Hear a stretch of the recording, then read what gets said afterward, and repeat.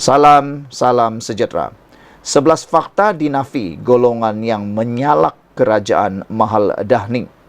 Penyokong pembangkang yang asik menyalak kerajaan Mahal Dahni begitu terdesak sehingga sanggup membuat dosa, makan dosa, tidur dengan dosa, menabur fitnah dan menafikan fakta yang sebenar-benarnya.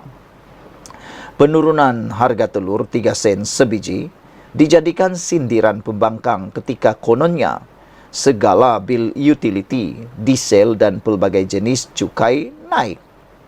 Padahal hanya orang kaya yang berhadapan dengan beberapa kenaikan tersebut.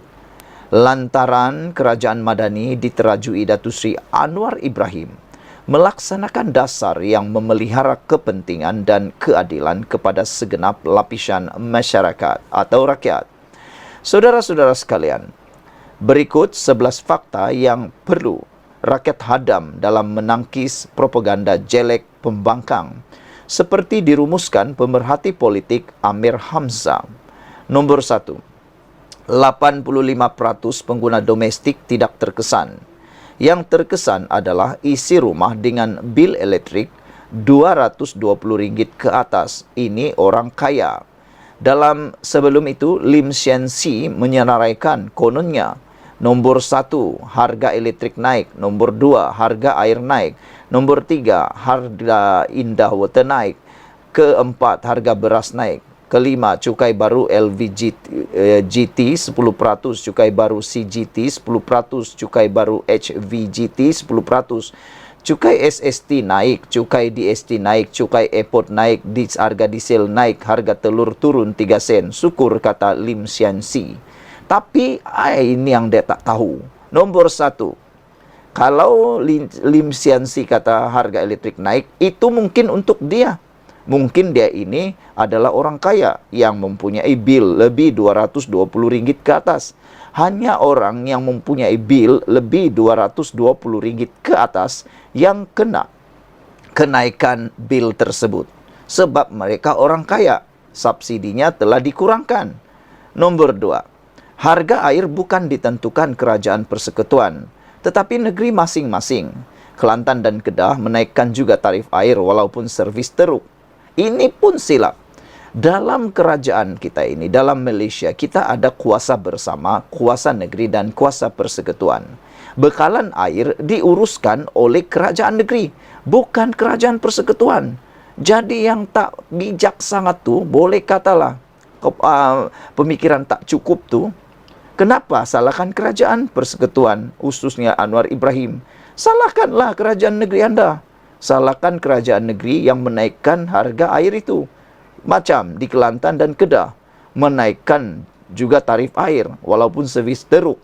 Jadi kenapa pula disalahkan kerajaan persekutuan? Salahkanlah kerajaan yang mempunyai servis teruk air itu. Itu nombor 2. Jadi mungkin itu Lim Sian Si tidak pun tahu apa-apa.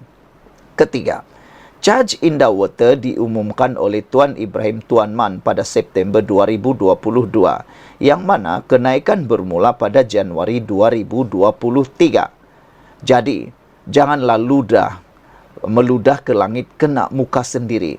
Bagi Lim Sian Si ini, dia cuba mengatakan harga Indah Water naik. Sebenarnya, kenaikan harga Indah Water itu bukan dibuat oleh Anwar Ibrahim, bukan dibuat oleh kerajaan perpaduan, tapi telah diumumkan oleh Tuan Ibrahim Tuan Man pada September tahun 2022, yang mana kenaikannya hanya bermula pada Januari 2023. Jadi yang kena siapa? Anwar Ibrahim. Yang buat onar orang lain, tapi yang kena marah Anwar Ibrahim. Itulah ludah kena di muka sendiri. Cuba nak salahkan orang, tapi yang umumkan sebenarnya ialah geng kamu sendiri. Nombor 4, kalau kata harga beras naik kerana kenaikan harga beras dunia dan India membataskan ekspor beras mereka, seluruh dunia terkesan dengan kenaikan itu. Bukan di Malaysia saja, saudara-saudara sekalian. Nak buat macam mana? Nak buat macam mana? Anda jawablah sendiri. Satu cara sajalah. Jom kita ramai-ramai nanam padi. Jangan hanya import padi. Tanamlah kita ramai-ramai padi. Tapi macam mana kan? Lebih ramai orang suka pergi bandar daripada tanam padi. Itu sebabnya kita kekurangan padi. Kita terpaksa import beras daripada India. Dan kenaikan harga beras dunia menyebabkan kita turut mengalami kenaikan harga beras. Itulah sebabnya, bukan kerana Anwar Ibrahim. Kelima, cukai barang nilai rendah atau LVGT melibatkan barangan import bawah RM500 sahaja. Nombor 6. Cukai keuntungan modal atau CGT telah dikecualikan bermula Januari tahun 2024. Yang ini pun dia lupa padam. Dia masih senaraikan. Rupa-rupanya bermula Januari 2024, cukai keuntungan modal CGT telah dikecualikan bermula Januari 2024. Nombor 7. Cukai barang bernilai tinggi HVGT melibatkan barangan mewah seperti kapal terbang, kapal layar, jam tangan mewah. Walau ramai beli kapal terbang ke? Ini yang hadu. Aku pun tak tahulah. Yang mereka suka sangat tengok cukai barang bernilai tinggi ini naik pun meroyan marah. Kenapa? Kamu tu ada belikah kapal terbang? Ada belikah kapal layar? Ada belikah jam tangan mewah? Tak ada kan? Itu orang kaya saja. Jadi layaklah mereka diberikan cukai kenaikan itu. Walau ramai belikah kapal terbang. Nombor 8. Cukai jualan dan perkhidmatan SST hanya dikenakan kepada produk atau servis tertentu saja. Tidak melibatkan seluruh transaksi jual beli seperti GST. SST hanya dikenakan kepada produk atau servis tertentu saja. Ini pun dah diumumkan dulu. Kebanyakan yang dikena tu bukan anda yang ramai-ramai ini. Nombor 9. Cukai lapangan terbang naik setiap 3 tahun sekali berdasarkan perjanjian antara kerajaan dan Malaysia Airport Holdings Berhad. Bermula zaman Najib tahun 2015.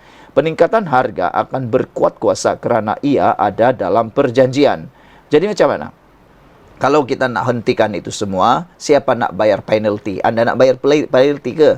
Penalty itu bukan sikit tau. Dia banyak. Lagi rugilah kan? Lagi pula cukai lapangan terbang itu bukannya orang-orang kebanyakan guna sedikit saja pun. Tapi itulah. Kamu tak tahukah itu bermula sejak zaman Najib, bukan zaman kerajaan perpaduan sekarang. Yang anda marah-marah tu kenapa? Nanti zaman katakanlah Muhyiddin jadi Perdana Menteri semula, adakah cukai lapangan terbang ini akan dihentikan? Tidak, 3 tahun sekali dia akan naik. Kerana itu dalam perjanjian, siapapun Perdana Menteri tetap akan naik. Itu mungkin anda tak pernah tahu. Nombor 10. Harga diesel tidak pernah naik. Kekal RM3.35 seliter sejak dulu. Penyasaran subsidi yang berubah. Itu pun tak tahu. Harga diesel tak pernah naik. Okey? Tidak pernah naik. Kekal RM3.35. Dulu dia murah sebab dia ada subsidi.